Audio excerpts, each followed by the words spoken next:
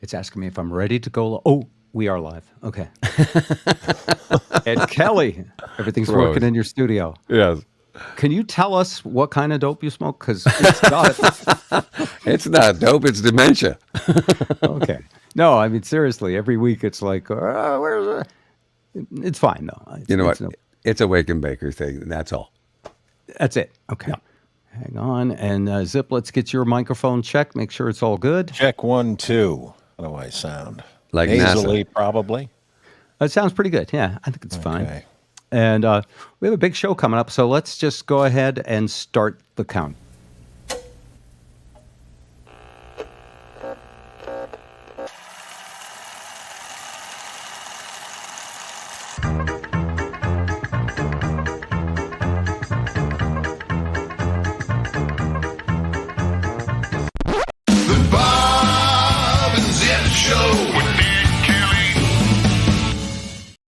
All right, streaming episode number 5, I think. Yeah, like we're keeping track. I don't think I could ever go back to recording in a room with you guys, 3 rooms, without being able to talk to a live audience because it just feels more vibrant getting comments from people. And you can always send us a comment. Not all of them get on the show. In fact, we don't have a producer today. Dave is out. He executive produces. So I have to try and do both of those things. But we have some great special guests tonight. Special guest Joe Bryant. Yes. Spike O'Neill. Wow. And legendary rock and roll performing drummer Jeffrey Kathan, who played with Paul Rogers for so many years and with Spike. And we remember a great broadcaster and friend. All of you in our Pacific Northwest portion of our audience know of Dori Monson. We'll talk about him a bit tonight. Also, I plan to steal, by the way, everybody does this, but I plan to steal some of Dave Barry's humor. And by the way, here's the funny thing about it. I wanted to Snopes it to see if it was really Dave Barry. And? I didn't have time. Okay. Careful, because he's one of Mitch's best friends. He's He's one of the most brilliant commentators of all time. Consistently. I read an article called Get Ready for the RichCession. What does that mean? That's what I wondered, and we'll talk about that. That's called a hook. I've got a big announcement about Vermont, and Zip has an infectious laugh. But that's not the only thing about him that's infectious. Second time around now. This is his second. Isn't that a Shalimar song? Second time around, Zip is sick again. No, had COVID, took the Paxlovid, and then I don't know, somehow. Should have tried the bright light in the blood like I told you the first time. Listen, hydrochloroquine, you idiot. What's wrong with you?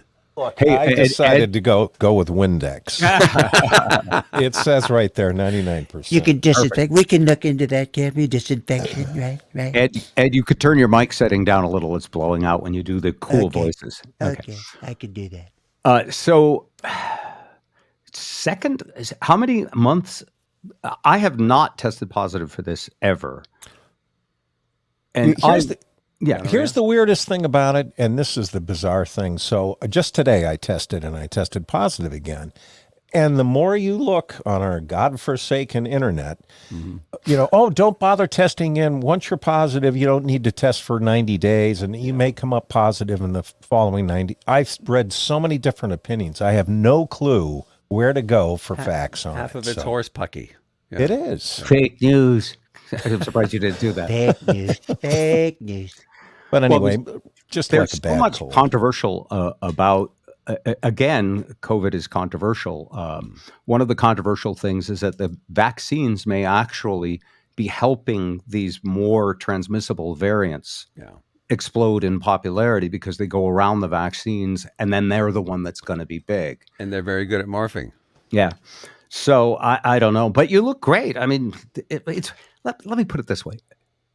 COVID now, for most people, is just the common cold. It's Head just cold, those annoying people who go to the hospital and die It's that are going to ruining be it. just like the flu. Yeah. It's a handy out for those of you who like to work remotely, though. It really is. Or don't That's want to go to a handy out. wedding. Yes. I'm A sorry. destination wedding. I hate those. And COVID was branded, so it means something. Like it'll always be something. We know it killed 1.2 million people in the United States. And Branded, born as a strand that ran. What can you do when you're branded? all right. So to start the show today, thank you guys for being the life of the party. You guys know that a friend of mine just passed away. Sorry to hear.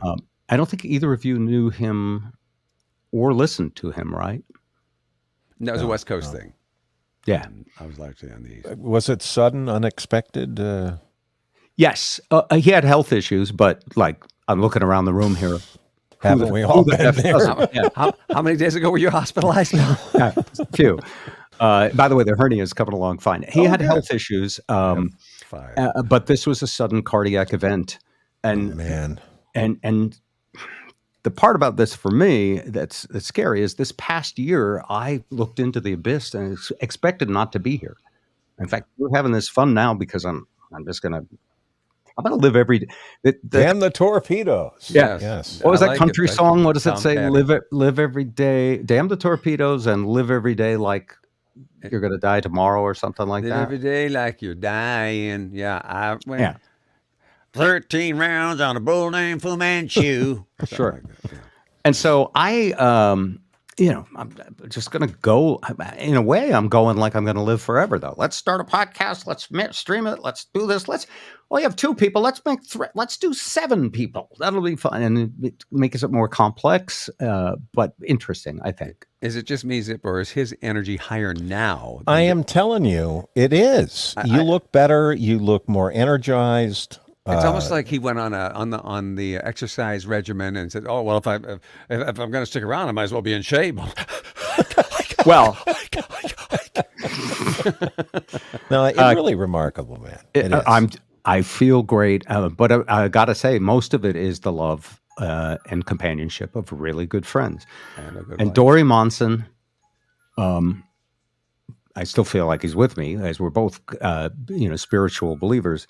Dory, when I got sick a year ago, reached out to me, and he would contact me regularly. Like he would call every month and a half, 2 months, and he'd say, "I was thinking about you. How you doing?" And so to have him suddenly go it's just the world spun on its head for me in a weird way, and I was really sad because we were supposed to talk last week, and I was like, "Oh, I gotta call Dory," and then I got a call. You're not going to be able to call Dory, and he's a huge part. Like Ed, you have huge broadcasters like Mitch Albom that you work with in Detroit, and Zip. You know the great. I mean, there's some good flame throwing right-wing conservative broadcasters in Boston. Who's the big one that everybody? Wally? Howie Carr. Howie Carr. Yeah. Sort of. So here's how to explain it to you. He was Howie Carr. He was Mitch Albom. To the Pacific Northwest people, I maintain he was the biggest radio personality going right now. His ratings were huge. Extremely conservative. Spike has talked about him. And yet so huge, you would listen to him even if you were yelling at the radio. You know what I mean? He's just that big of a personality. You listen to the guy you love to hate, kind of thing. I use Scope in the morning. We're glad. So to tell a few stories and talk about what it means to people who are heartbroken when something like this happens suddenly, we have 2 really amazing people that I love to come on the show. Let's see. If I pick which order I put them on, is that like favoriting? You can flip a coin, or you can just bring on Jeff. I'll do it in this order. Here's Spike O'Neill, and here's Downtown Joe. Downtown Joe. Right. Awesome to see you guys. To actually see you. This is Bob, you're always on the cutting edge. Now I got to learn how to do this so I can teach my kids. This is good He stuff. does keep us hopping. It was my son Andrew who said, "You got to do video. Just do Zoom." And I was like, "I can't do Zoom. I got to have it's got to have stuff scrolling across the bottom. You know, it's got to look sanitation. The sanitation department can do Zoom, Bob. You can do Zoom. Okay. Everybody can do. Mrs. Johnson's second grade class are Zoomophonic. We can do Zoom. It's the younger generation. What's the rules on eating? I mean, I used to always eat in our show, but I didn't. I guess maybe we had a camera, but I never thought about it. Who had the pool? That was about 45 seconds. You control the board, Joe. You pick. You control the board. Joe, what do you have within arm's reach? Well, you know, and this is not a big light of any of what we're going to talk about, but I have a heart healthy mix here. Yeah, I'm sure.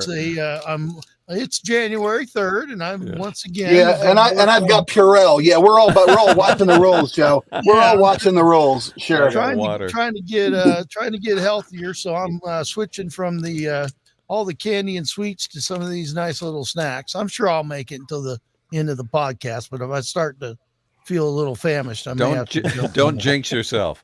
I'll turn off my mic if I do. All right, thanks. You know what, Joe? I can. By the way, I have the ability to do this. I can spotlight Spike, and so when you see someone else spotlighted, that's when you can sneak a few bites in. But then I might just go, whoops, there you are. Mid-crunch. All right. So I'm going to start with Joe because he's got the best heart. Joe and Zip are the two best hearts of anyone I've ever worked with in radio. And no offense to you, other funny guys. Hey. You've known Dory as long as I have, pretty much. And you know how important he was to the community. And you teach broadcasting. You teach radio to a young generation of broadcasters that are coming up. And I'm going to guess that even though, his show would be for older demos than your high school students, I'm going to guess that everyone who's interested in broadcasting at any age knows what a big star he is in Seattle.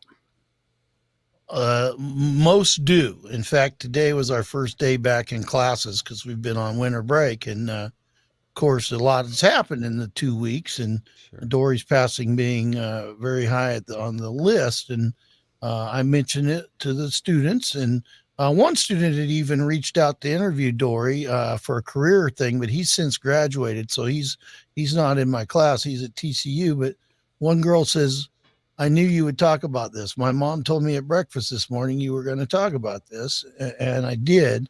Now, I don't feel like I was friends with Dory. I know you guys were close friends. I know Spike has been a coworker and gotten to be pretty close.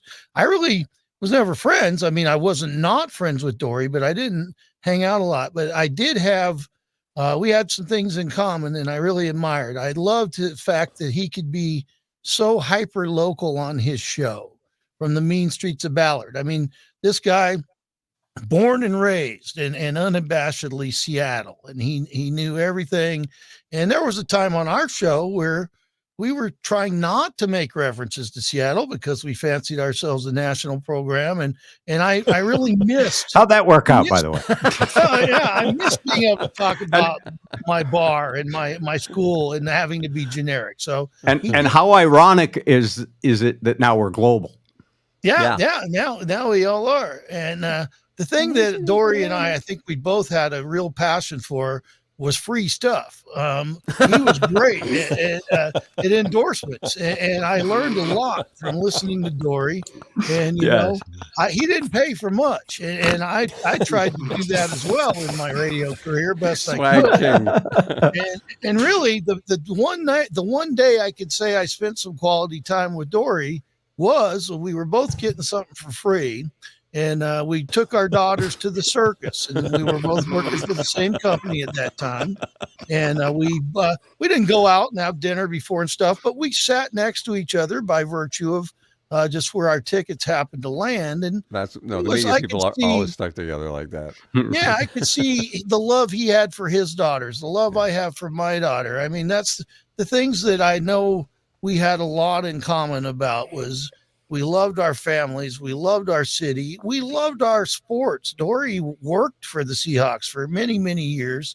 And even before he was the big talk show host, he was working sports at Como, and I would see him often as a season ticket holder and stuff. And I don't know, and it may not even be proper to ask, but I do know he suffered his heart attack Thursday night, which was the Huskies and the Texas Longhorns. And I know Dory was a Husky fan. It might have been totally unrelated, but I have wondered about that because I know he was very passionate about his sports.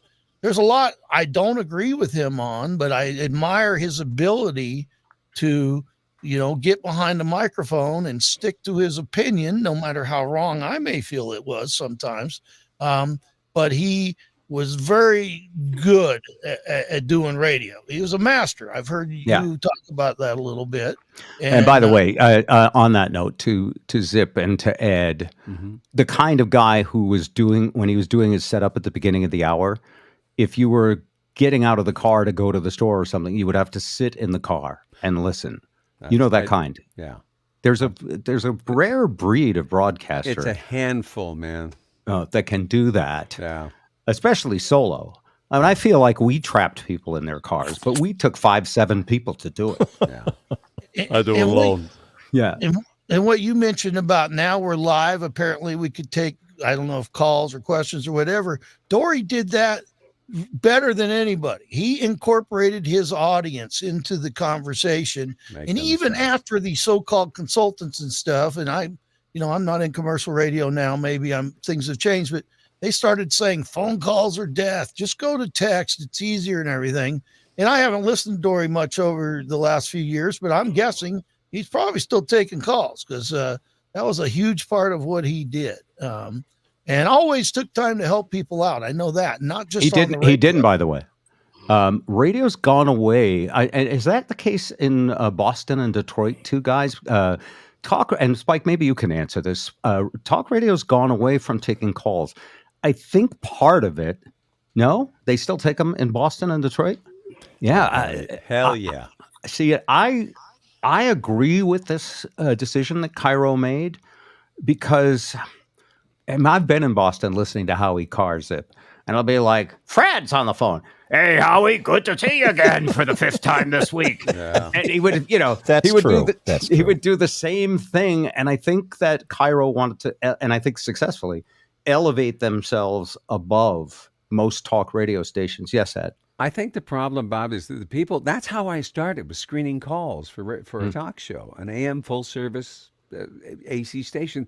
And they don't place enough importance in the people that man the person the phones. Sorry about the pronoun.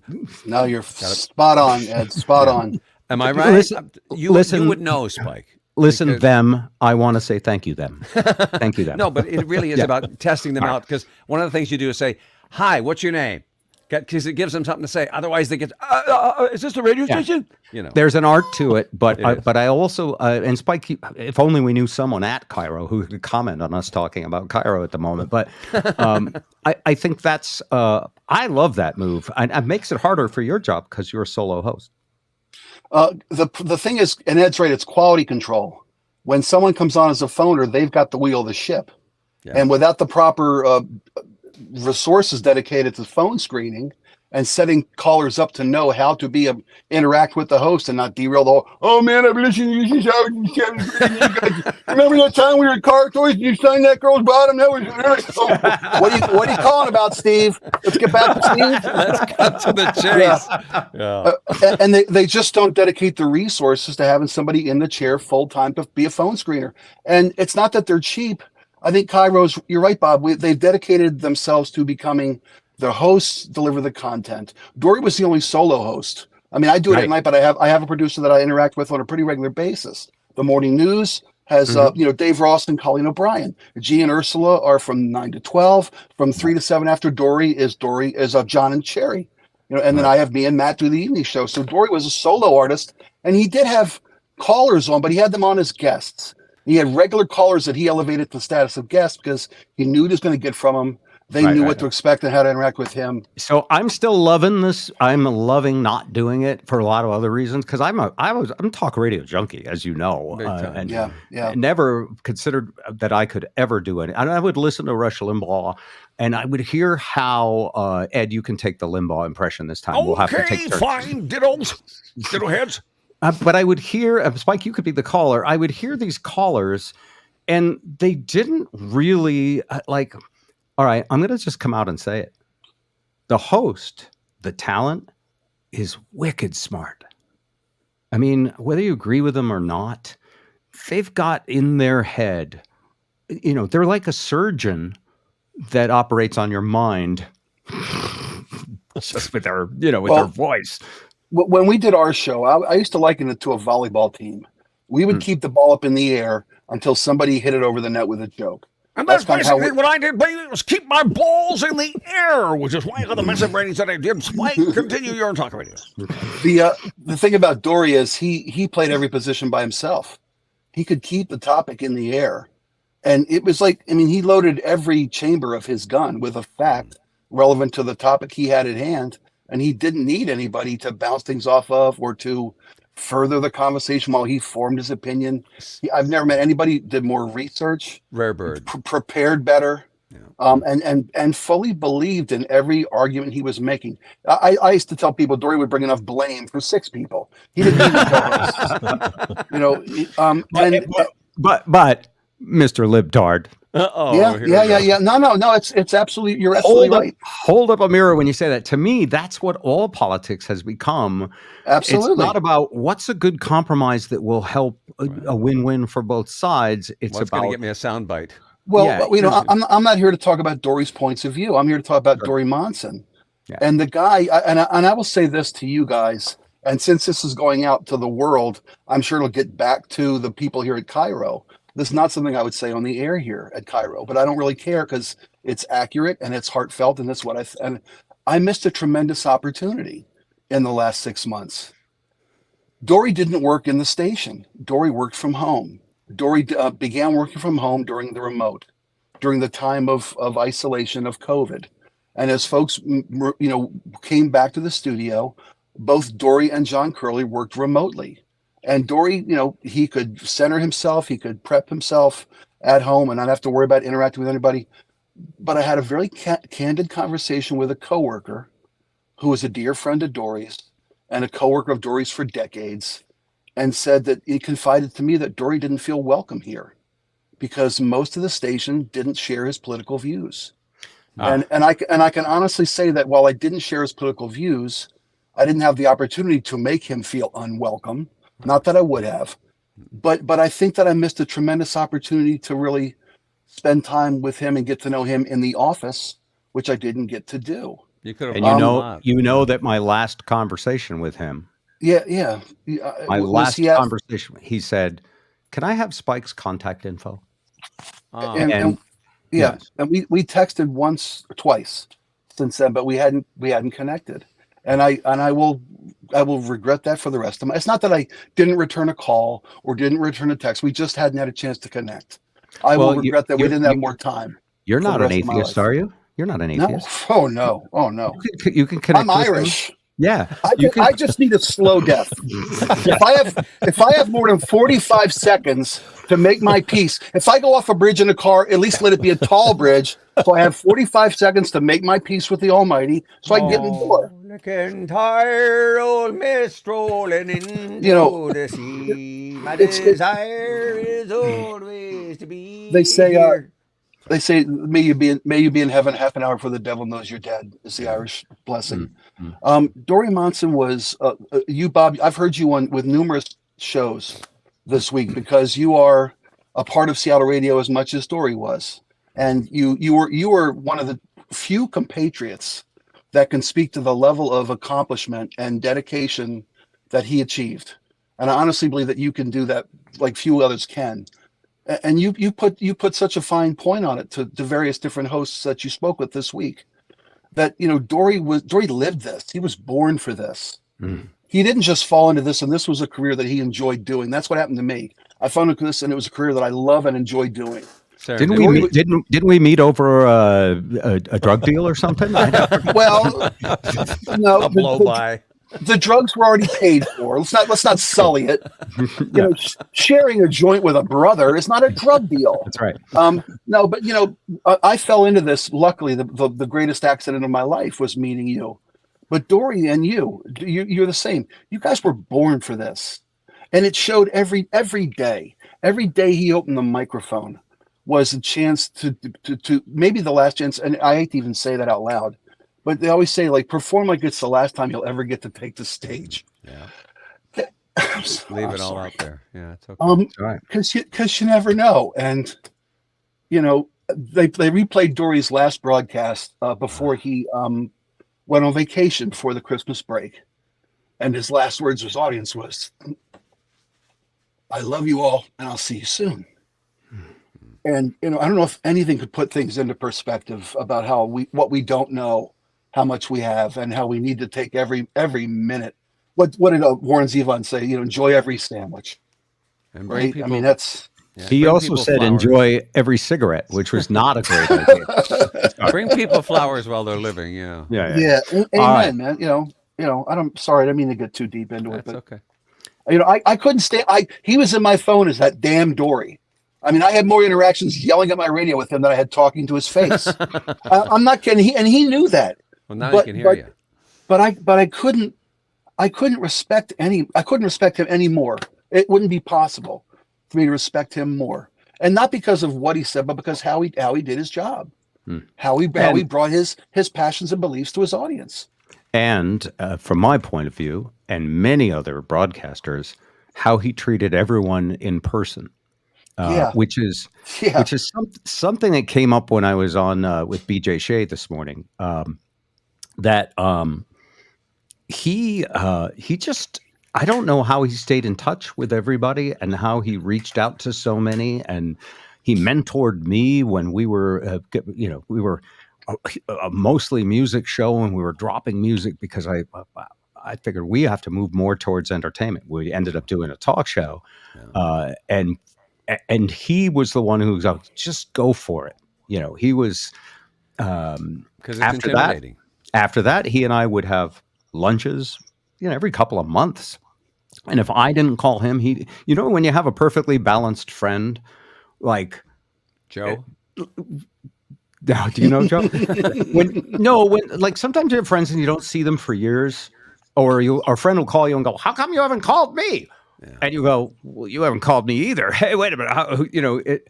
But this was a peer relationship where I'd call him and then he'd reach out to me. And it was like, it's genuine. That I don't want to bug him and he didn't want to bug me, but we were always there for each other. And really right up until his last phone call with me when he asked for your contact. And he was so helpful to me during the chemo and radiation and everything else that was going on. And it wasn't like a, be nice to you call, because it was like, no, hey, I've been thinking about you. How you doing? How's this? How's that? Yeah. So, all right. I'm going to invite someone on the show here. I'm going to try and call him. Mm-hmm. Here's one of the things about talk radio, where it's conservative or liberal. It's a weird thing that the hyperbole, to me, on all sides is focused on what's wrong with the other side. It's like, I caught them. They're in a lie. They're hypocrites, And then the other side is, see how they're hypocrites. Nancy Pelosi got her hair done during COVID, and all of this is like the huge focus. And if you pick a team, like sports, maybe, Joe, you kind of feel like you're on that team. Zip, by the way, has COVID. I just want to bring that up. If you just tuned in, he's sniffling. Now my ears have COVID. Yeah. Great. Yeah. Never buy a used mic muff on eBay. And so here's a weird thing, that politics, maybe a little bit like religion or really, it's a sense, it's a third rail of conversation. A lot of parallels. And you sometimes think, because we all like have friends that we like agree with on everything, you sometimes forget that we're all in our own little echo chambers, and half the people believe what you think is horrific. How could they believe it? And what you believe, they think is horrific. I wish politics could be as civil as religion, and religion has been the cause. Religion has been the cause for 80% of the deaths in the world throughout history. And I wish politics could be that civil. Let's see if Jeffrey's around. Why not? He might be watching on. The whole world is styling Jeff Gabriel. Jeff is afraid to pay. Yes. Calling for dollars. Hello. Jeff Kathan, how are you? I'm good. How are you? Good. Welcome to the Bob and Zip Show with Ed Kelly, Spike O'Neill, and Downtown Joe. I thought of you because I remember when you first told me what a fan you were of Dory's, and I'm pretty sure you voted for the orange Cheeto guy. And I was like, oh, my friend Jeff, he's got such a big heart. He's a conservative. Did you ever do this with somebody where you think, no, they're on the other team? And by the way, I've completely changed. I'm actually pretty darn conservative now because I have to balance out these two on the scale. I'm pointing at Zip and Ed. No, but in the weirdest way, I believe in conservative values. I mean, I love Jesus. Jesus is awesome. I love, law and order. The idea of balancing the budget is wonderful. And, and I don't want open borders. I want a sensible policy. So anyway, I brought you on because first off, you're the first person who texted me after this announcement. And I know it had to hit you hard because this is your guy that you listen to every day. Yeah, he absolutely is an icon here in Seattle, and believe me, I didn't agree with everything he said, but he didn't want you to agree with everything he said. I'm quite sure of that, but he was an honest person. He just told it the way he felt, and that's all there was to it. It wasn't, if you can agree with him or not agree with him, but he's an amazing guy and has had an amazing career. And from what I've heard, people that are his real friends, he's a true friend, a great guy, great family man. 61. Oh my goodness, it's just terrible. The terrible loss. It's right in the middle of all this, coming out of this pandemic and everything. It's like, wow, what a blow to Seattle and the whole industry. I mean, Spike's going to be busy, I think, because of all this. Everybody's going to have to fill in some extra shoes here. Yeah. Well, there's nobody that can fill in the shoes. You're right, Jebby. It's been all hands on deck here since Sunday afternoon. They canceled vacations yesterday. I mean, they didn't have to cancel.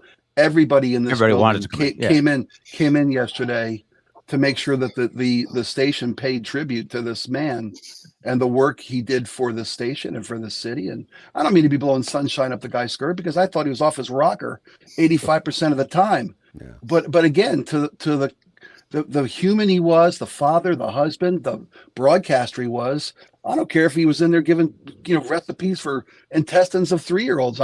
He did it great. Yeah. The guy did it like it's supposed to be done. Bob, can I take this? Yeah, go ahead. If we should set the table for the non-music people and maybe define Jeff for the audience. Well, we should, but I would also like to say that I disagreed with Spike that 3% of the time that he talked about children's intestines.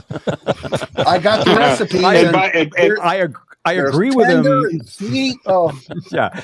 Other than that, I mean, and actually, I disagree with a lot of other stuff, but I just let it roll off my back. Jeff, we should set up because we have listeners all over the country now. Right. Jeff is the drummer who played with Spike and the Impalers and still does.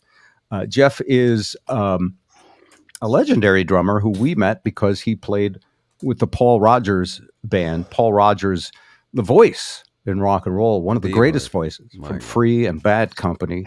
And, it's a big thrill for me to even know Jeff, much less him say to me, I know you're like Lori Partridge and you don't know how to play the keyboards, but you gotta. Your name is on the show, so You're not nearly as pretty. there's only 3 chords in Baba O'Reilly, and you're going to learn them. Bobby was a schoolboy when he heard his first Beatles song. That's right. That's you. You're going to learn them, damn it. That's the end of it. Yeah, right. absolutely. I would have. Still by the managed way, to get him just- wrong. Yes, yes, Jeff. just for the record, I would never vote for the Orange Man again. So let's make that perfectly clear. And by the way, you have that in common with all of my conservative friends, all of mine that have spoken about it. And I've never asked anybody.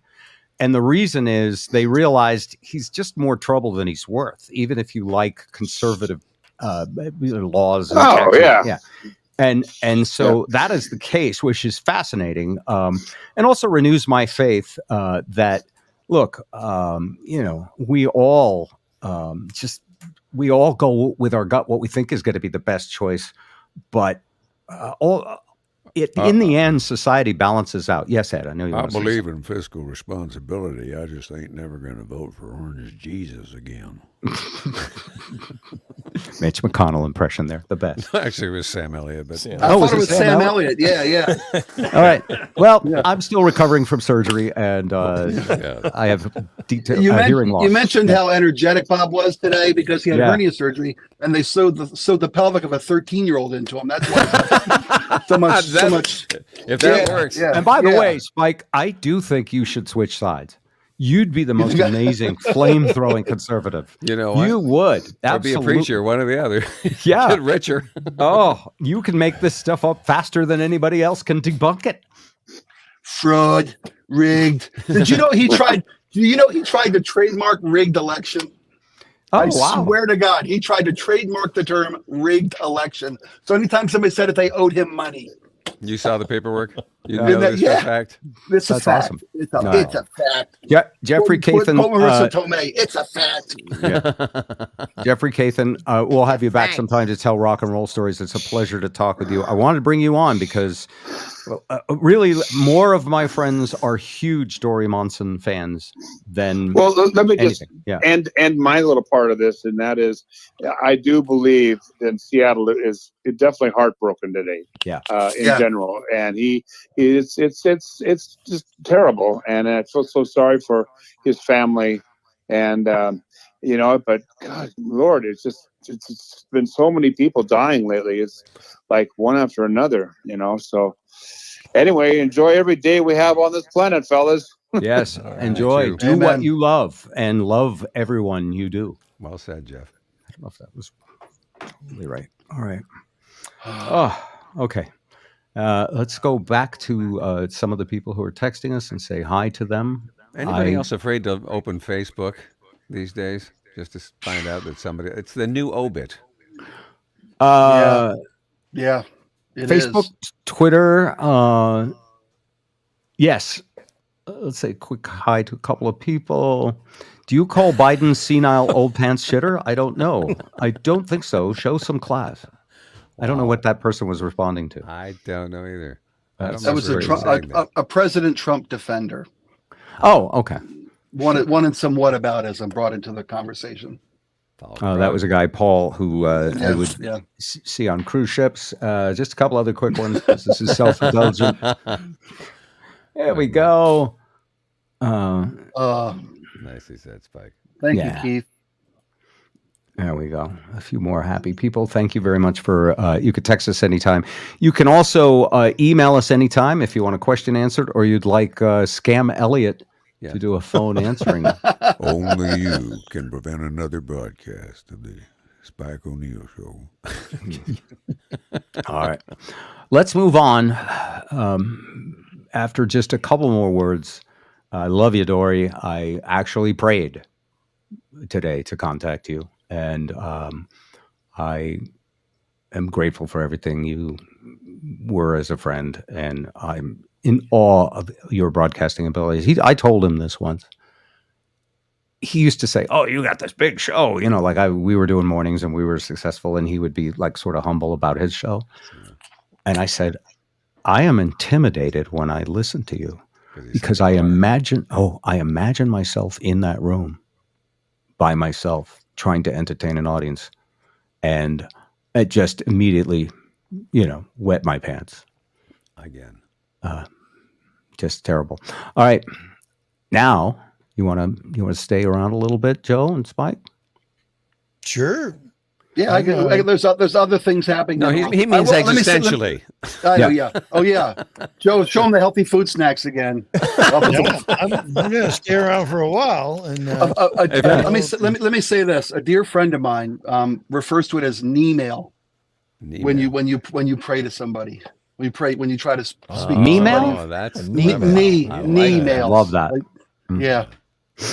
Wow. I thought that was beautiful. It sounds like something off a reader board from outside of the church that you drive by. I'm sure. Yeah. You've got mail. Hey. Email. Let's check in on Zip, who has COVID, and the Kleenex is more prominent than Joe's food. Do we have a temperature gauge on his screen? We can put up a 101, that would 105, 117. Great idea.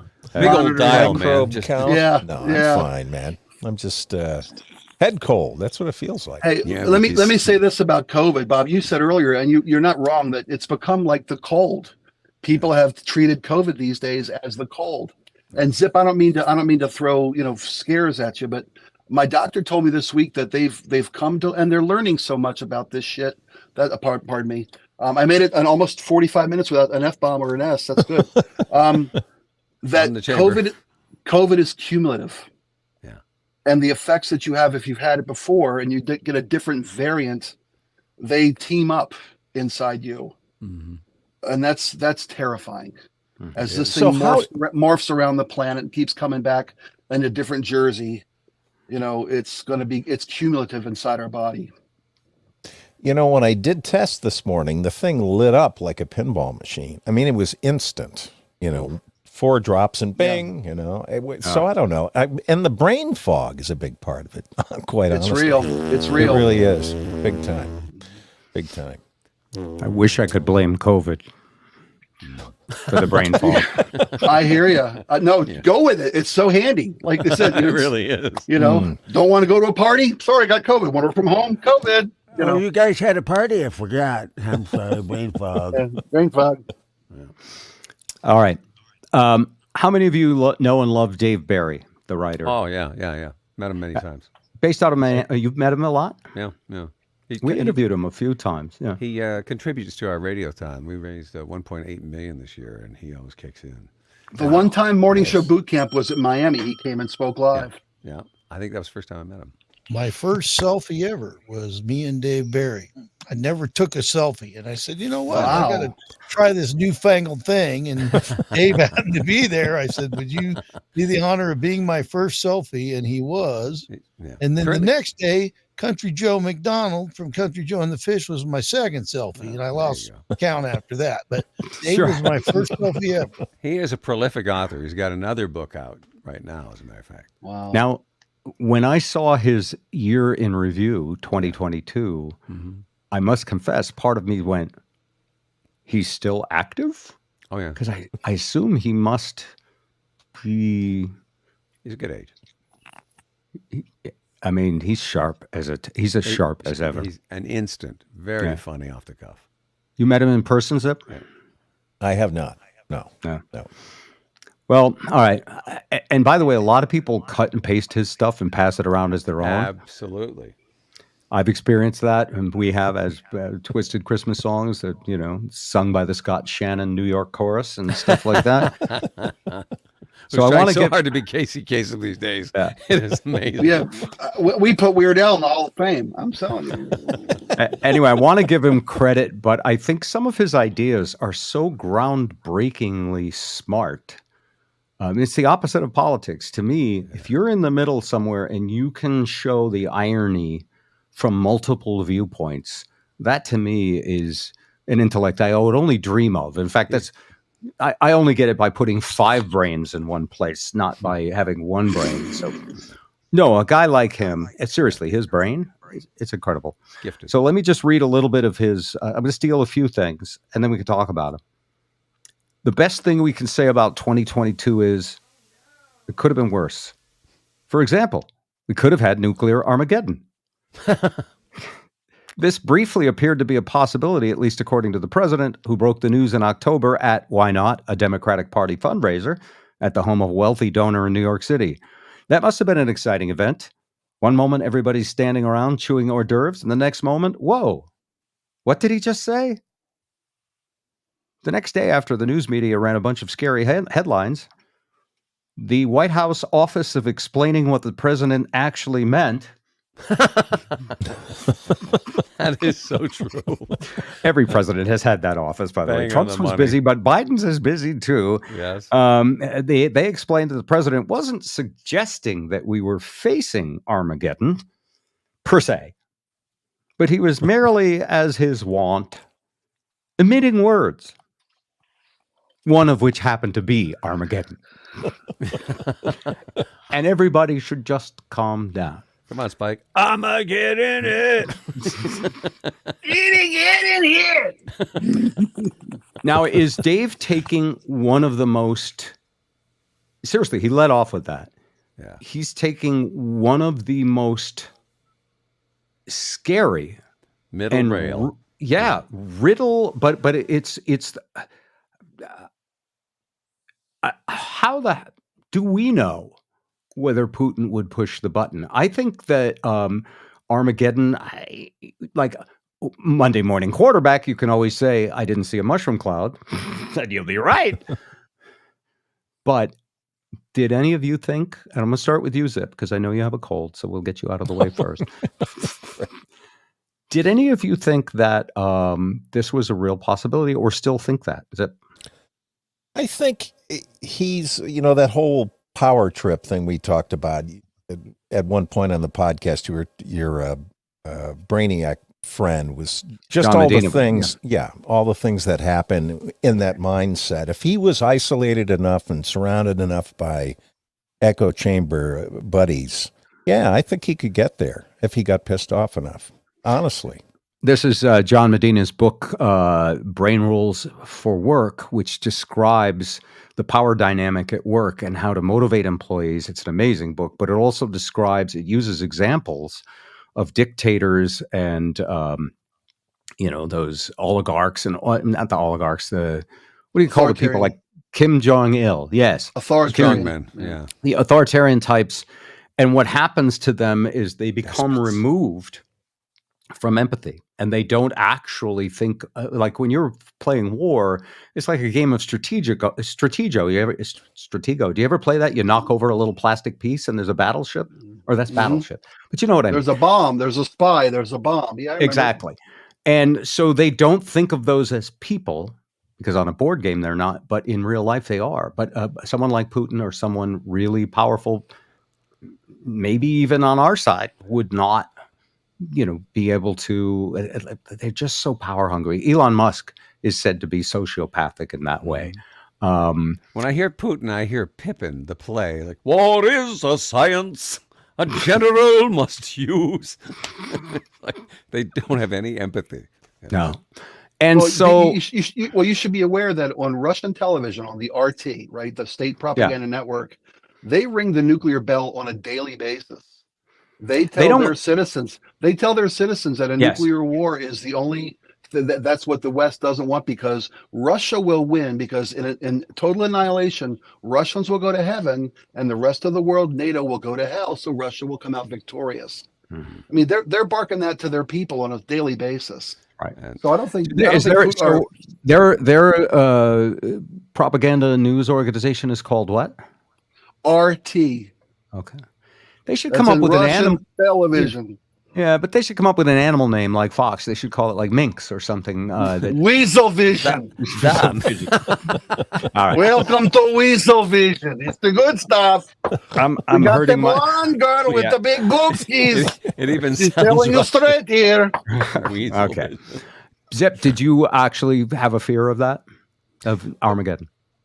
Yeah, I gave it a lot of thought. Obviously, he's just...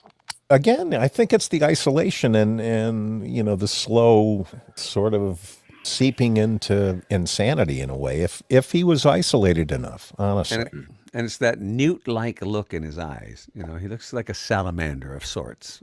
Maybe it's just me. The lizard brain thing. No, absolutely. Yeah.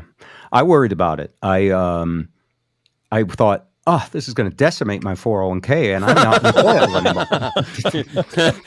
You are becoming a Republican, Bob. I totally am. I live in a 55 plus community, and there's an American flag in my front yard when I bought it, and I'm keeping it. No, I did worry because part of even Biden saying it was scary because it made me accept that he thought it. Yeah. And, like when you're on an airplane, if there's turbulence, you don't want the pilot to be nervous. No. You want to come on real calm and say, ladies and gentlemen, we're experiencing a little bit of turbulence as opposed to, right? I don't know what the systems are of checks and balances with nuclear codes and things in the USSR, but I would imagine it's, They don't have any. Yeah. I want football. You got football. I got football. He's got football. She's got football. And the guy before Biden, I mean, he was kind of friendly with some of those Russian people. So you had to put that into the calculations of they may know a lot about our nuclear defenses. Maybe not. Maybe that's just the left-wing liberal talking here. But that was a concern. If you had given me an even bet if President Zelensky would be alive to see 2023, I don't like betting on people living or dying, but if you made me, I think I would have had to take he's not going to be 6 feet under. 6 feet under, Joe. Take the under. Yeah. He has defied, the odds in this whole thing because I guess I like to worry. I don't like it, but I always think it's about to be the end around here. And I thought for sure when Russia invaded Ukraine, it's like, okay, that's one of the most powerful countries in the world doing a major thing. And there's no way this isn't going to spread. There's no way that Russia is not going to go in there and decimate these guys and probably move on down the line. But Vladimir Zelensky is the wild card. Here's a comedian that has been able to rally his country and come to the U.S. and get enough resources from us to at least stay in the fight. And I'm starting to believe that he can win the fight. But maybe by him winning the fight, there may be a few bombs that fly in the meantime, which is pretty darn scary still. But I think I would have never thought when Dave wrote that at the beginning of last year that we would, be, I don't want to call it a good situation, but a better situation than I thought the world would be in regarding Russia and the Ukraine as we enter a new year. Let's move on. Before we do, Bob, can I pose a quick question? Do you think that the Manhattan Project was a mistake, speaking of nuclear armaments? Boy, that's above my education level. It was. You think it was? It's really hard to say whether something eventually causes, like when a pendulum swings, was it a mistake that it swung this high and it swings back? I think the Manhattan Project, nuclear weapons. I think the microwave oven and plastic baby bottles, in hindsight, and the internet, completely bad ideas. Bad ideas. We would have been better without any of them. All right. So after the Armageddon portion, he says, so we dodged a bullet there. But there were other positive developments in 2022. Millions of Americans on social media realized it took them a while, but they finally got there. That nobody gives a crap what you did on Wordle. Is that a Dave Barryism? Yeah, it is. He also says, for the 13th consecutive year, and everybody celebrates, the New York Yankees failed to even get into the World Series. The World Series, not the Flips, the World Series. Yeah. It's like the Lions have never lost a Super Bowl. Right. Best of all, the looming apocalyptic threat of catastrophic global climate change was finally eliminated thanks to the breakthrough discovery that the solution, which has been staring at us in the face all the time, was to throw food at art. That is the way they protested. Yeah. 2022 had some positives, which is not to say that it was good. The fact it was the opposite of good, specifically bad. The economy continued to stagger around like the last stoner out of Burning Man. We lost Angela Lansbury, Sidney Poitier, Loretta Lynn, Gilbert Gottfried, Christine McVie, Meatloaf, and of course more in the final few days. Democracy died at least 3 times. Maybe Armageddon wouldn't have been so bad. Anyway, it's over. And I just want to give him a shout out. If you search on the internet, find Dave Barry's column. That's only the preamble. He goes month by month to everything that happened last year. Brilliant man. Also plays music, by the way. He's in the Rock Bottom Remainders, which is the ad hoc band they put together for book conventions. Tim and Stephen King, and it's all big time. Amy Tan, album. Yeah. Wow. Saw an article in the Wall Street Journal, and I only bring this up because I do not know a single person who pays for a subscription to the Wall Street Journal. I can't stand, cable news because it's all hyperbole, and we've been down the hyperbole path a few times today. So I subscribe to the Wall Street Journal, the Washington Post, and the New York Times. And the New York Times, kind of the paper of record that pays real reporters, and liberal, slightly left-leaning. Of course it is. A little bit. But did I do that? It's the news. Yeah. It's the newspaper that all the other media quote when they're talking about how, according to the Wall Street Journal, or the New York Times, they quote them when they're giving you their opinion, because they didn't hire reporters, they hired people to get clicks. And so, from time to time in one of those papers, I'll read something and I'll go, "Wow, that is not making the news."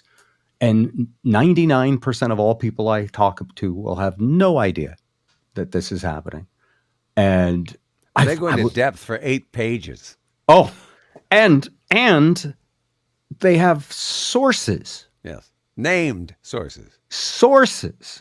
Yeah. And if they are incorrect about their sources, they can be sued. So if you wonder, like Zip, you've always said, how do we know when something's the truth? How do we know when something's accurate? Because people are saying, a lot of people are saying. Like never before. I think, and it's good to see now, all the January 6th people, the high conviction rate, they're going to jail. Who's that dude, the denier of the attack on the school, Alex Jones. Jones, yeah. So, by the way, I don't think the answer is for Twitter to ban someone for lifetimes or for social media to. I don't think it's that. I love free speech, but I think the solution is for people to get fucked when they. You know what I mean? Straight through the wallet, baby. Straight through the wallet. Leather, by the way, all leather, no lube. Yeah. There is a new rule on YouTube. The first time that you drop an F-bomb, they remove any ability for you to monetize it. So we're on our own. Great. Wasn't me. I want to point that out. You were the first. Thank goodness Lisa and I can buy cat food in quantity at Costco. You might not worry. So anyway, I see this article, and the article says, "Get ready for the RichCession," and it's spelled RichCession, like recession, only it's the RichCession. Yeah. And the point of the article, and I could read a little bit of it to you, but I think I'll just paraphrase it. The point of the article was that this recession is going to be worse than other recessions because it's going to hurt rich people more. And I thought, that sounds sneakingly suspicious to me, because who subscribes to a newspaper that costs $385,000 a year? I put some zeros on it. It's like almost $400 a year to subscribe to this. And no one who's watching America's Got Talent also subscribes.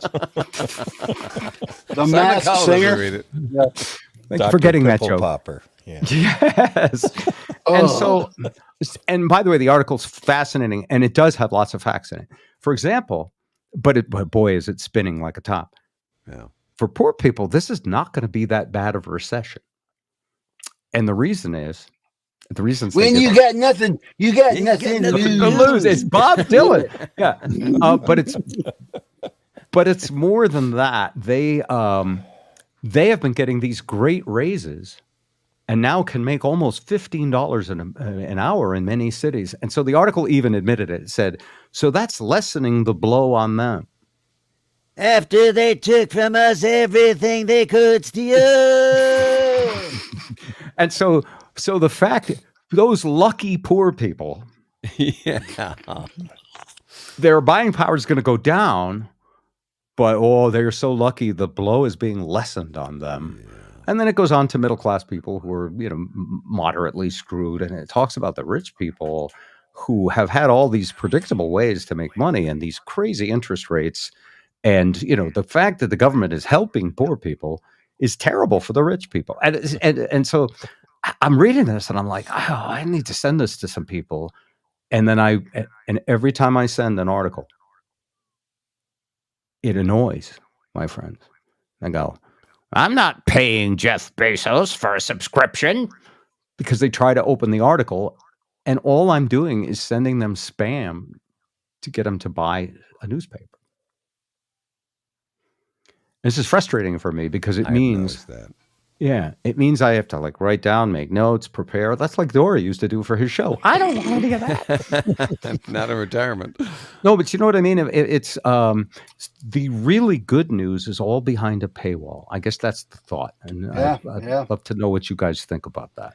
Well, it's like the way that everybody tries to pimp you for the prescription model. Well, 8 weeks, you can have it for free. And then automatically $35 a month. Unless you get through all of our walls to get to somebody to cancel it. It's perpetual. Well, the free press is not free. It's, you got to pay some people if you want quality. Right now here in Seattle, what a lot of people would say is the top station, or it's right up there with Cairo. Cairo's ahead of it, I believe, right now. But KUOW is our NPR affiliate, and they're picketing for better wages. They're doing it in a very light fashion. It's like, we shall picket from 12 to 12:30 today on our lunch break. Hold on. Let's take a selfie. We're picketing. Exactly. Okay. One of my students is a reporter there, and she had that. The freedom of press is not free. They're picketing to try to just get living wages for their workers and stuff. Yeah. If you want some decent journalism, you're going to have to pay somebody. I mean, and music, by the way. Yeah, and music too. Yeah, and even the Seattle Times and stuff, they're down to so few writers because there's so few subscribers. I still subscribe to the paper. Doesn't come most of the time, but then I've got my online subscription. I don't want to harass the paper boy too much, but I agree it's a pain with the New York Times or with the Wall Street Journal to get these links. Yeah. But if you want to keep some objective opinion out there, you got to pay, I guess. An informed opinion. Let me dive a little deeper into this, what I think is an important issue. We live in a time where everything is, I don't know if there's a name for this. There used to be, we bought tickets on an airplane, there was first class, and then there was coach. And now there's first class, there's premium economy, Business there's squeeze your knees, there's strangle you, and then you're going to be choking. Those are outside the plane, beside the bathroom, your wing side. And in primitive societies or in other parts of the less developed world, they would have a caste system where you were born into a caste. And there were 12, I think there's 12 levels in Hindu. And the bottom, if your name is Putu, and someone may know more about this, and you could text if you got a comment about this. But that's my middle name. I thought it was the last name and the first name. I don't know how it works. But I found this out when I went to Indonesia. You were born knowing that you were never going to have access to a higher class of living. It's like being a woman in Iraq. Or anybody in Mississippi, although Texas or Oklahoma. I made it out of there. Right. I've been everywhere, man. But now, if knowledge, when I was growing up, if I wanted anything, there was a public library I could go in, I could get books, I could read the newspapers. And the public library, the idea behind it, which I think is dead, but the idea behind it is anyone who thirsts for knowledge deserves to have access to the knowledge. And so every time I try to forward an article to somebody You get an ad. that's brilliant and I can't, I realize now that much like Taylor Swift tickets, if you haven't got enough money, you ain't seeing JJ. no. And look, some stuff, you know, we like having a system, a capital system where you work hard and you have incentive to get more stuff. That's a whole American dream. But there's a certain basic kindness of knowledge should be free. That's what I think. Does anybody? I'm a Scot. Yes. Yeah. So how do you fix that? Do you realize that the internet has allowed us to be divided up into even more fractionalized income levels and access to quality of life? And what do we like? We can't have the poorest people with no hope and no level playing field because they are kept uninformed, and even if they want to be informed. You know what I mean? In America, if you want to pursue a dream, you should be able to. Does that make sense? The other side You of were that shaking is- your head. You were this close to being a conservative, and then your soul showed up. You almost made it, buddy. You almost made it. You were this Hey, listen. close to being a centrist, and then you said the other side doesn't have a soul. I love that. Right in the same show that we eulogized Dory. Yes. This is, by the I way, gotta the run. most. You got to go. But the most fun in the world is busting each other. I love you, my man. Absolutely. All right. I love you You guys go do too, your man. show. Hey, thank you. Have a great- You got have it. a We'll great see you show. boys soon. See you, Spike. All right, cheers. Bye. Cool. So, Joe, you got the biggest heart I know. Do you hear what I'm saying? Well, I think knowledge, the ability to acquire it should be free, but I'm not so sure that all content should be free just so you can learn something. Wasn't saying that. I got to. Well, I'm a capitalist. I'm up for making money and selling stuff. But the bottom rung now is only pitched by clickbait. Does that Zip? You talk about this all. Do you know what I'm saying? The bottom. If you don't have the education, you pretty much don't have access to the quality. You're an educator, Joe? Isn't that kind of wrong? Yes, I agree that I You think agree with it? education should be your ability to pursue knowledge should be free. But if somebody takes the time to craft an article, to write a song, to make a movie, even if it's going to give you knowledge, I don't think you necessarily have a right to just get everything in the world for free. Let me. All right. By the way, these are the things that make Joe sound Republican. You sound very, very right that way. Let me put it a different way. If you buy a newspaper, shouldn't you be able to show it to me? Yeah. Yeah, I don't see why not. If I buy the Wall Street effing Journal, shouldn't I be able to share articles with my friends? The same question. If you want to come over to my house and bring it over and say, here, give her a read. I mean, After the cat is pissed on it. Yeah. By the Back way. then there was no traffic. I could get to your house in 20 minutes. Now it takes 2 hours to cross the Seattle bridges. You see what I'm saying? There's a Joe, middle ground somewhere. Yeah. Joe, where do your kids, do you think, get the lion's share of their news? Oh, Twitter. Unfortunately, a lot. I mean, I've got a person who works with me that's been in the journalism business for a long time. So we teach them to get the news from good sources when they're doing it here. But TikTok, I would say, is probably a number one news source. If they see it on TikTok, if they see it on YouTube, they're basically that's where they're going now. The Wednesday dance. Yeah. Yeah. Now we're teaching them to look elsewhere. We've got a couple of services that give us some stories just to get them started that they get in their email, and then local, of course, and CNN. But even we don't have really great online. And if we do, I'd like to know about it. I mean, we go to the Associated Press, we go to CNN, we go to all these places. But it's tough to, it's not like when the teletype was in there printing out the news and that was the news. Ding, ding, And ding, ding, now ding. you have to teach them a lot of well, and I don't want to get into this fake news and stuff, but vet your sources, vet your sources. Critical. Sharks Basically, really weren't swimming down the main street of that, that flooded town, don't you have to, in today's day and age, tell them that everything you read could potentially be false, and you have to, look at it with a sort of a jaundiced eye and look at it from multiple perspectives? Because when we were younger, you're right, that teletype, gospel, the people who worked at UPI and AP putting out those facts would be sued if they lied. Yep. The newspapers, still, a newspaper that charge you a subscription could be sued if they defame someone. Defaming today is like high art. It's high. Yes. It's a living for some. Yeah. Yeah. It's a business model. Yes.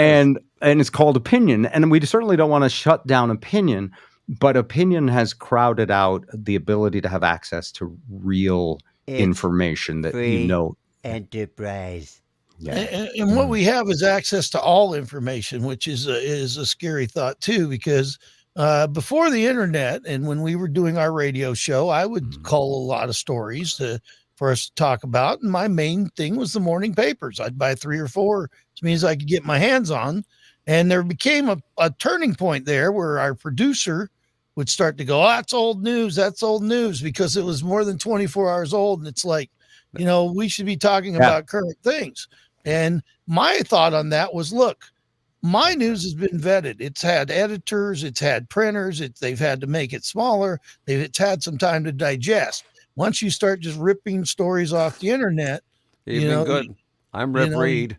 May or may not be accurate, and it'll certainly be fresher. But it's I kind of appreciate the press is at least vetting the stories a little and keeping things somewhat accurate. I mean, they still make mistakes. This part of the Bob Rivers Show is brought to you by the Wall Street Urinal, the world's most famous washroom. Thank you very much for putting a cap on that. Thank you, Joe.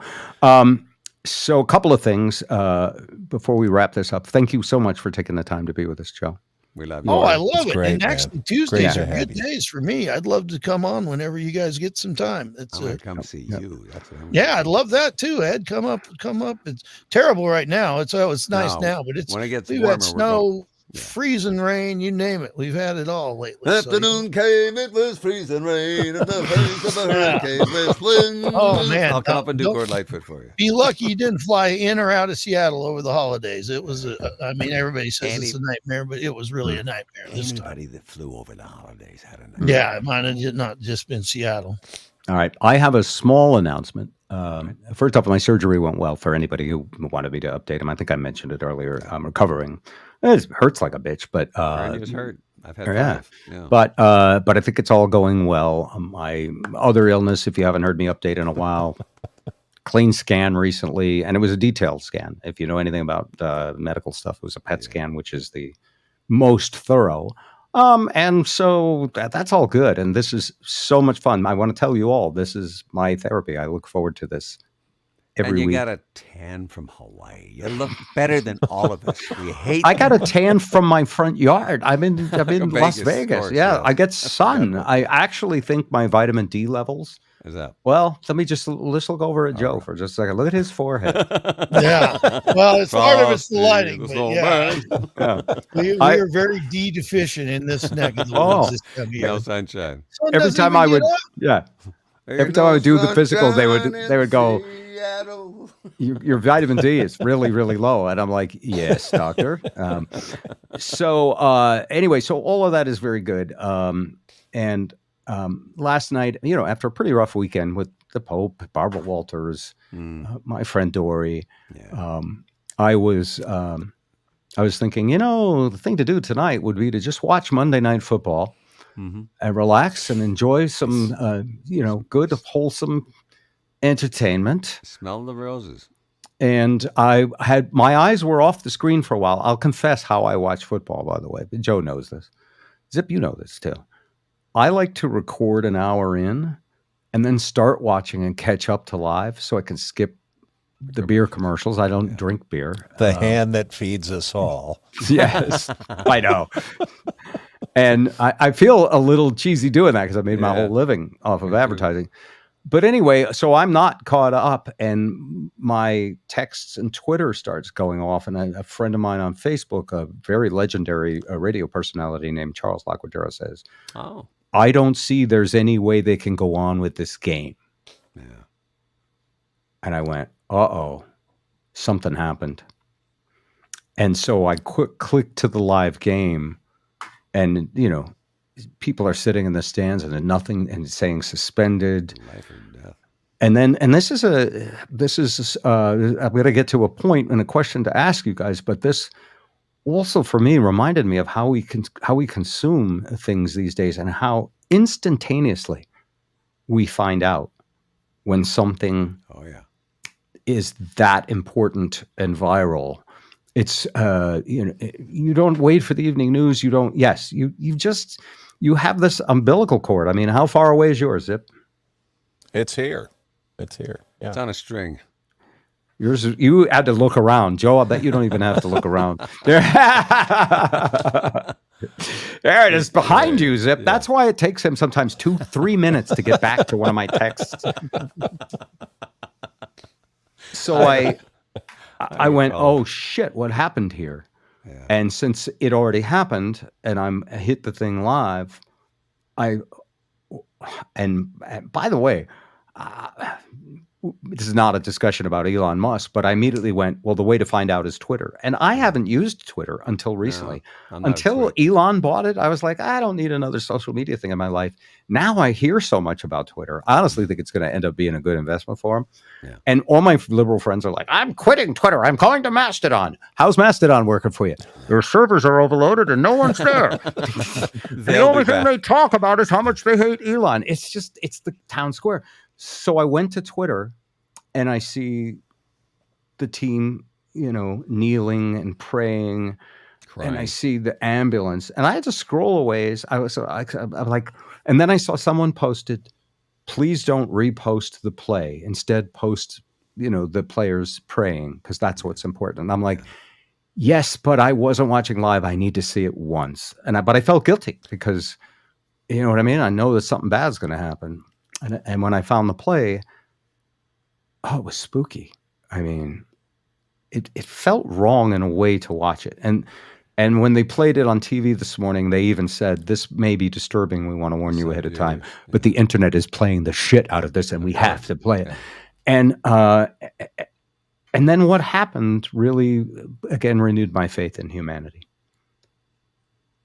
Everybody, all as one, we all cared about this one person. Mm-hmm. And we should. I'm not saying we shouldn't. Not that there is other horrible things happening around the world, but this is just like Twitter is our town square. This football is our town square, is it not? Yeah, it's kind of the Roman Colosseum. I'm going to say that was this exact analogy. These are our gladiators. But they would intentionally feed people to lions. We're in a thing. But there were that many eyeballs on it. We're in a thing where we're trying to injure as few people as possible. And yet, who was that African-American sportscaster who put it so delicately but accurately? Brian Gumble? No, all the players out there, someone will know his name, all the players out there know that they're taking a risk with their lives. Yeah. But what they should have is the what's the chamber called with the oxygenation that Michael Jackson hyperbaric chambers. They need to have those at every NFL venue because that could prevent so much brain damage. Well, in this case, is it Damar? Is his name? Damar Hamlin. Yeah, he wasn't breathing on his own. So I believe, by the way, and of course he's at the time of this recording, he's in critical condition. Yeah, it could go any way. I do believe that, from my point of view, everybody acted appropriately. Mm-hmm. Everybody was somber. The medics were out there. The team realized instantly this is not just a hit.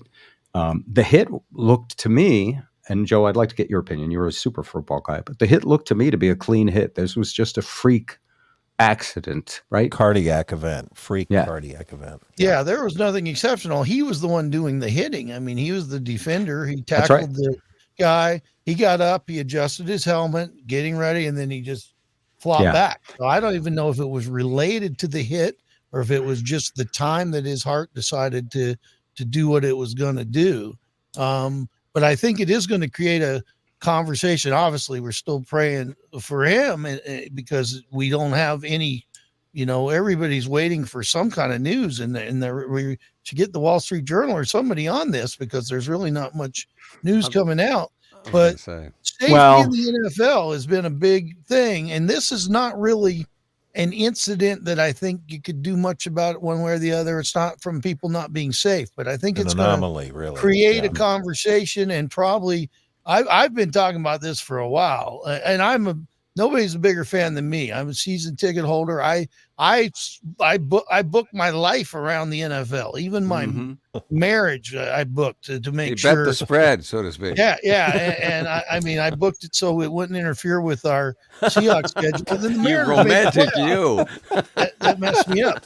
But I've been thinking about this, and I've already thought of ways to make the game a little bit safer. And what really got me thinking was when Ed Cunningham, who was a great sportscaster, and he was a guy who was on our show when he was a University of Washington Husky, went on to be a Seahawk, to be an Arizona Cardinal, and to be top notch, like ESPN's A-Team, doing the big bowl games and making the big bucks.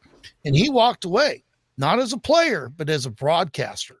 There was one injury that he saw, and he said, I can't take it anymore. I can't sit here and watch guys get hauled off the field. I've seen it up close, and I just can't morally do that. And I'm not there because, gosh, I love football, but part of me is like, baseball, only the ball is getting hit. Nobody's, there's not a lot of bad stuff going on there.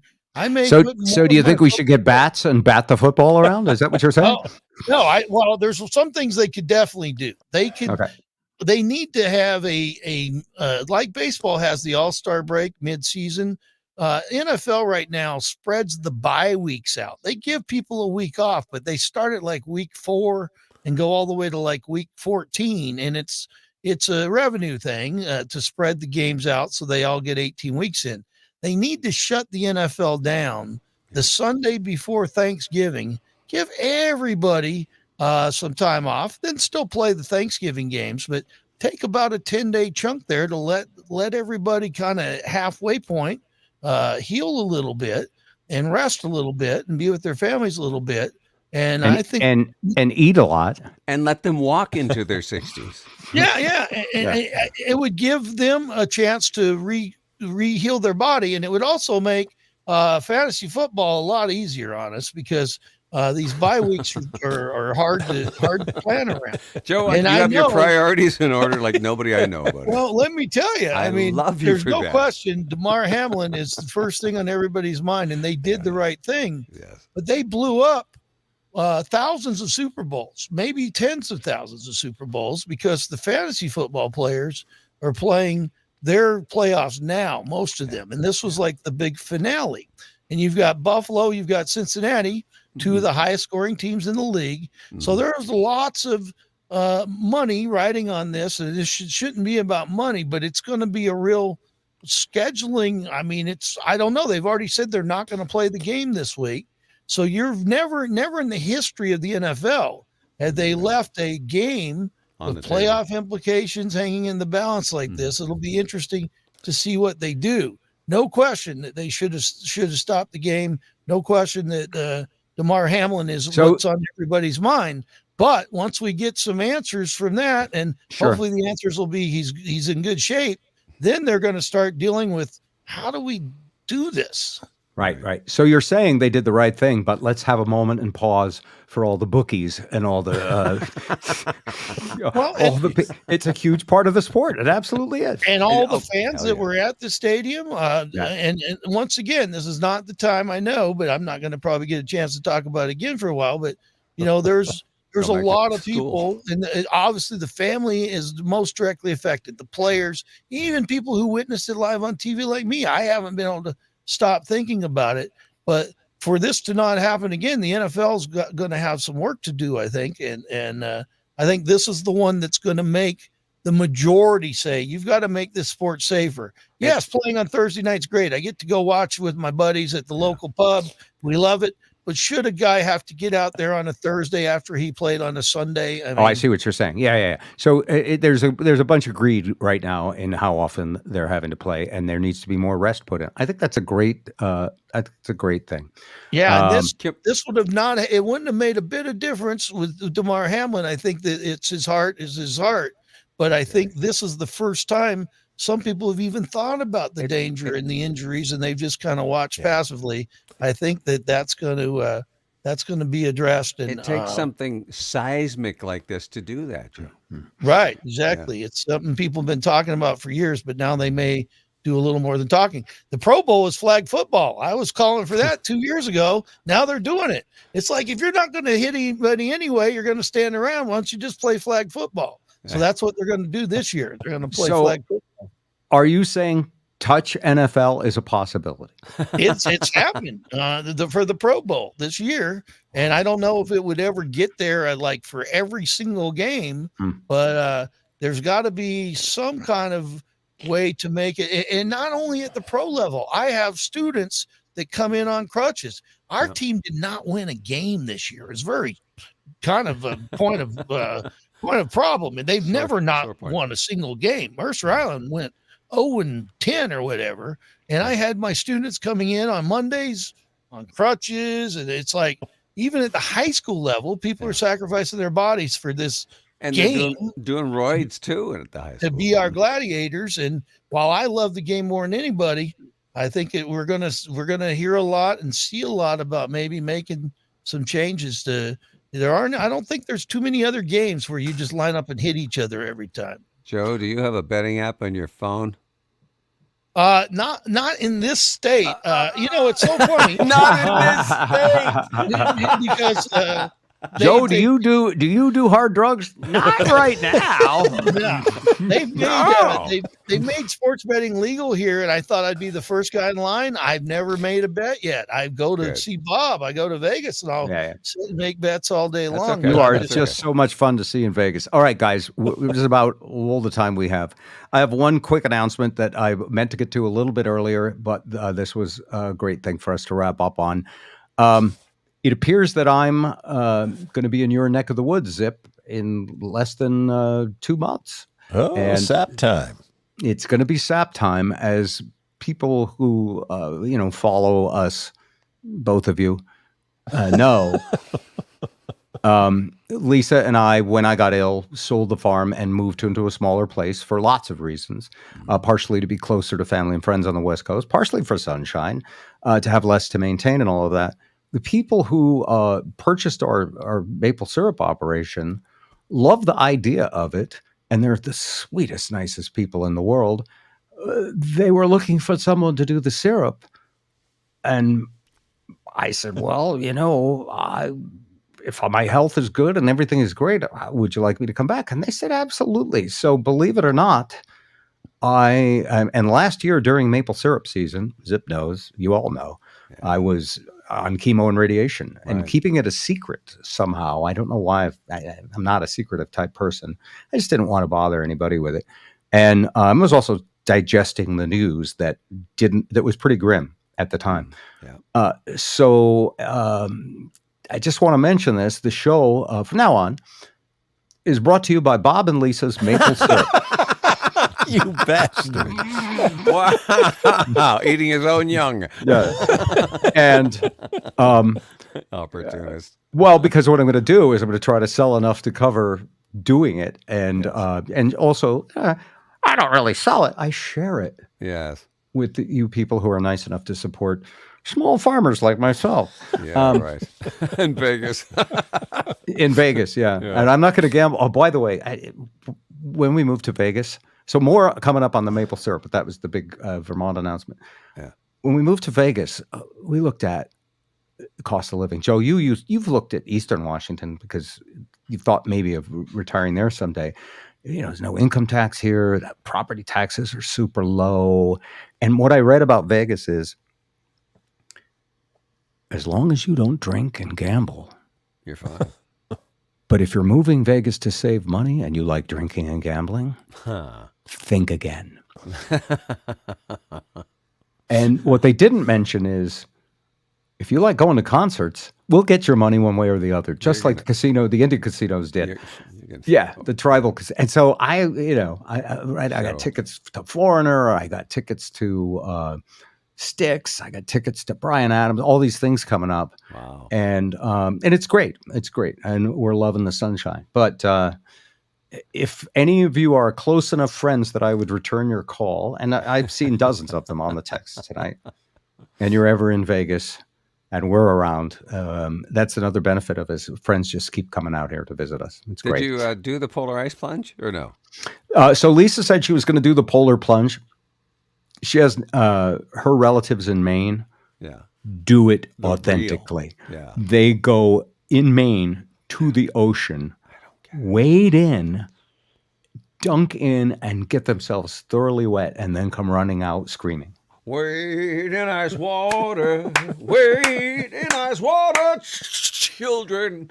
So Lisa and I took a series of 3 photos where she took off her sneaker and rolled up her pant leg, and she dipped it down into the cold hot tub. Yes. And one where she was getting close, and one where she put her ankle in and went, and then pulled it out. So that's her polar plunge. That's funny. She's a blessing, by the way. I love my wife. I'm going to say that at the end of the podcast, she'll never hear it. But no, life is good. By the way. And especially with what happened this week with Dory, a brother who we all cared about, if you knew him. Every day is precious. I want everyone out there listening to enjoy it. And thank you so much for listening to us.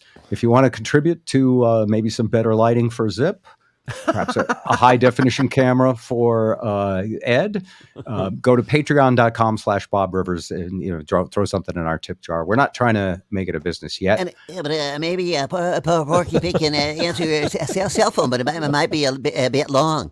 Yes.